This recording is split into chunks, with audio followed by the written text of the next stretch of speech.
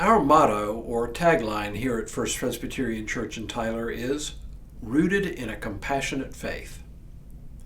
That tagline could come right out of today's reading from the law. Hello, I'm Stuart Baskin, pastor of First Presbyterian Church of Tyler, Texas. And this is your daily devotional for Wednesday, July 30th, 2025.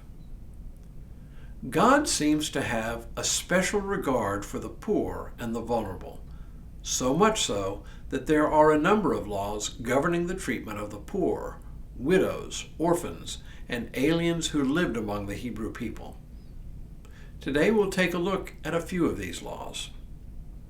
I've chosen a brief section from Exodus 22 to illustrate the concern God apparently has for the most vulnerable members of society.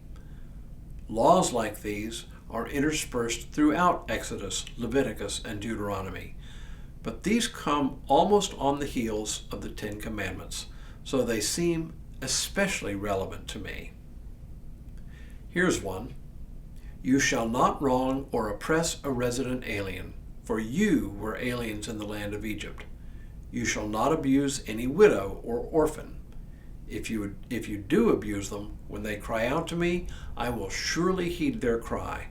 My wrath will burn, and I will kill you with the sword, and your wives shall become widows, and your children orphans. If you lend money to my people, to the poor among you, you shall not deal with them as a creditor. You shall not exact interest from them. If you take your neighbor's cloak in pawn, you shall restore it before the sun goes down, for it may be your neighbor's only clothing to use as a cover. In what else shall that person sleep? And if your neighbor cries out to me, I will listen, for I am compassionate. Did you hear that?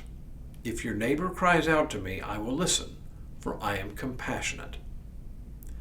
That pretty much sums it up. What we have here are laws protecting aliens, foreigners who happen to live among the Hebrews, widows, orphans, and the poor in general.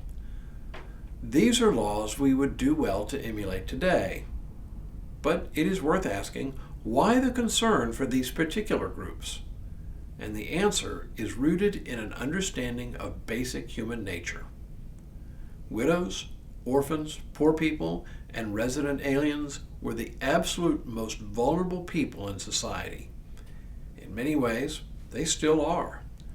But in ancient Israel, without the basic web of safety nets we generally have in place today, these were people whose position in life wasn't simply precarious, it could easily become life-threatening.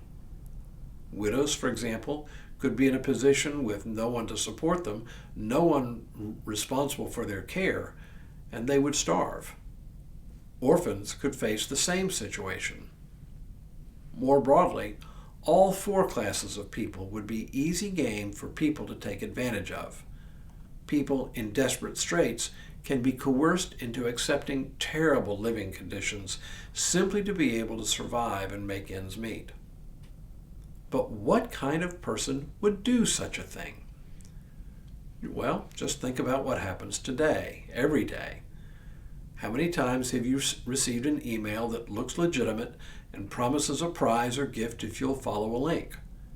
Click that link, and someone will have put a virus on your computer or phone that can mine such information as your Social Security number, your bank account information and login, and all kinds of other information they can use to steal money from you. I've spoken to countless older adults who have unwittingly given out sensitive information on the internet or over the phone to scammers pretending to be representatives of the IRS or the bank. Then there are the emails that come, telling us the sender is an attorney with some other country who represents the estate of a long-lost cousin of ours who has died. If we will simply wire the attorney a little bit of money, he'll be able to send us $1 million or even more. But people who have been caught up in that scam have found instead their bank accounts cleaned out. There are unscrupulous characters today who try all manner of ways to steal our information so they can steal our money It was the same way in the ancient world, only with different techniques. But always, always, it is the most vulnerable in our midst who are the most susceptible to these scams. The promise of a windfall to a desperate person is just too much of a temptation, and they put their guard down only to be taken advantage of. But for some reason, God has special regard for the vulnerable and special disdain for those who take advantage of them. In a word, God is compassionate. These laws may seem outdated to us, but they point us in the direction of caring for the vulnerable in our midst. At the end of the day, that's what the law does for us, the law of the Old Testament. I began this series by asking whether we are bound to the law or free from it. I suggested that the answer is not an either-or proposition, but a both-and proposition. We cannot expect to be justified before God even by fulfilling every last letter of the law, but the law continues to do something really important for us. As John Calvin taught us, the law is our teacher. It guides, directs, and orients us to lives of joyful obedience to God.